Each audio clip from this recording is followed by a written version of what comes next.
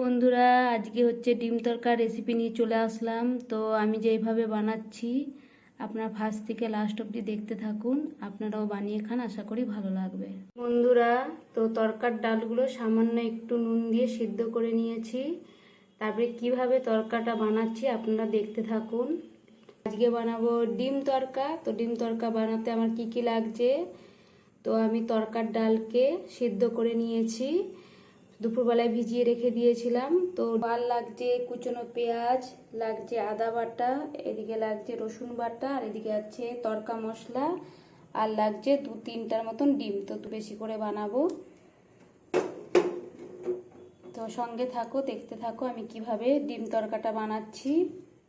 তো বন্ধুরা, এক হাতে ভিডিওটা করছি, ওর জন্য কড়াইটা গরম হয়ে গেছে, সরষের তেলটা ঢেলে দিয়েছি। তো তেলও গরম হয়ে গেছে, আমি ডিমগুলো ছেড়ে দেবো।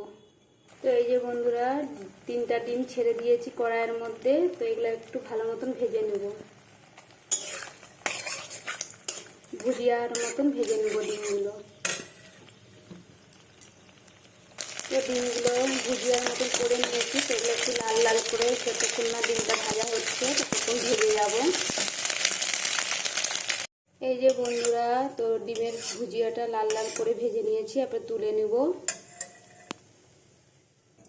তো এই যে ডিম ভুজিয়াগুলো তুলে নিয়েছি লাল লাল করে। এরপরে কড়াইয়ের মধ্যে আবার সরষের তেল দিয়ে দিয়েছি, তেলটা একটু গরম হোক। বন্ধুরা, তেলটা গরম হয়ে গেছে, এরপরে একটু সামান্য নুন দিয়ে দেবো, যেহেতু সেদ্ধ করার সময় নুন দিয়েছি তরকার ডালটার মধ্যে, সেদ্ধ করার সময় সামান্য নুন দিয়েছি। তো এখন একটু তেলের মধ্যে নুন দিয়ে দিলাম, কুচনো পেঁয়াজ দিয়ে দেবো। তো কুচনো পেঁয়াজগুলো দিয়ে দিচ্ছি, একটু হালকা ভেজে নেবো। এই যে বন্ধুরা, হলুদ গুঁড়া দিয়ে দেবো। তো এই যে হলুদ গুঁড়া দিয়ে একটু নাড়িয়ে নিলাম।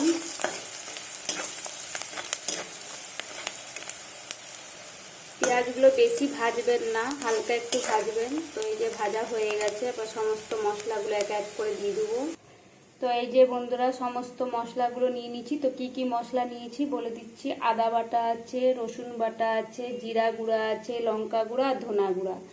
তো 5টা মশলা আছে। তো হলুদ গুঁড়া তো দিয়ে দিয়েছি পেঁয়াজের মধ্যে। তো এই সমস্ত মশলাগুলো একটু জল দিয়ে ভিজিয়ে দেবো। তো সমস্ত মশলাগুলো সামান্য একটু জল দিয়ে মাখিয়ে নেব।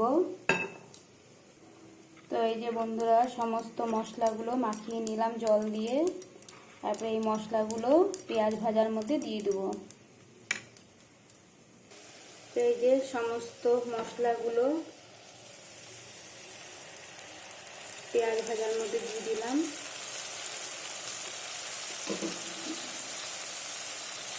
এই যে বন্ধুরা, তো মশলার জলটা অনেকটা টেনে গেছে, তো আর একটু বাকি আছে কষানো। তো যতক্ষণ না কষানো হচ্ছে দেখতে থাকো আমি কিভাবে রান্না করছি। যতক্ষণ এই মশলার গা থেকে তেল বেরাবে ততক্ষণ আমি মশলাগুলো কষিয়ে যাব। তো এই যে গা থেকে তেল ছেড়ে এসছে, আর একটু বাকি আছে।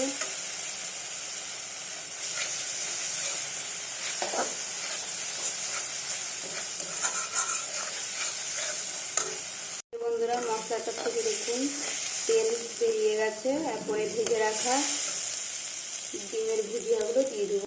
তো এই যে বন্ধুরা, ভেজে রাখা ডিমের ভুজিয়াগুলো দিয়ে দেবো। তো মশলাটা কষে গেছে, গা থেকে তেল বেরিয়ে গেছে। এই যে ভেজে রাখা ডিমের ভুজিয়াগুলো দিয়ে দিলাম। তো এই যে বন্ধুরা, ভেজে রাখা ডিমের ভুজিয়াগুলো মশলাটার মধ্যে দিয়ে দিলাম। তো এগুলো একটু কষিয়ে নেব ভুজিয়াগুলো।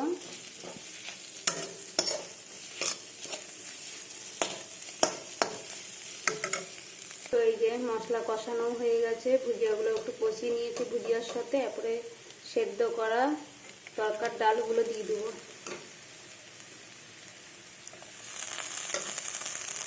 তো বন্ধুরা, ডিম আর মশলা কষানো হয়ে গেছে, তো সেদ্ধ করা ডালগুলো সব দিয়ে দিলাম। তো একটু জল ঢেলে দেবো।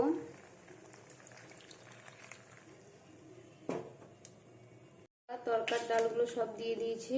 তো আন্দাজ মতন একটু জল ঢেলে দিয়েছি, যেহেতু জলটা কম হয়ে গেছিলো।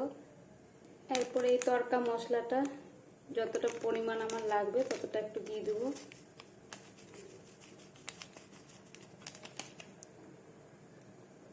তো এই মশলাটা দিয়ে একটু নাড়িয়ে চাড়িয়ে নেব। তারপরে নুন ঝাল আর মিষ্টিটা আপনারা আপনাদের মতন দিবেন। তো একটু মিষ্টি দেব। তো বন্ধুরা তড়কা মশলা দিয়ে দিচ্ছি, তো সামান্য একটু চিনি দিয়ে দেবো। তো বন্ধুরা আমার ডিম তড়কা কমপ্লিট। তো আমি যেইভাবে বানালাম আপনারাও সেভাবে বানিয়ে খান, ভালো লাগবে। বন্ধুরা তো ডিম তড়কাটা আমার রান্না হয়ে গেছে। তো বন্ধুরা আমি যেইভাবে ডিম তড়কাটা বানালাম আপনারাও সেভাবে বানিয়ে খান, আশা করি ভালো লাগবে। তো এরকম ছোটোখাটো রান্না নিয়ে আবার আসবো। তো বন্ধুরা আপনাদের যদি রান্না আমার ভালো লাগে লাইক করবেন, শেয়ার করবেন। তো বন্ধুরা এখনকার মতন টাটা, পরে আবার নেক্সট ভিডিওতে আবার আসবো। সকলে সুস্থ থেকো, ভালো থেকো, টাটা বন্ধুরা।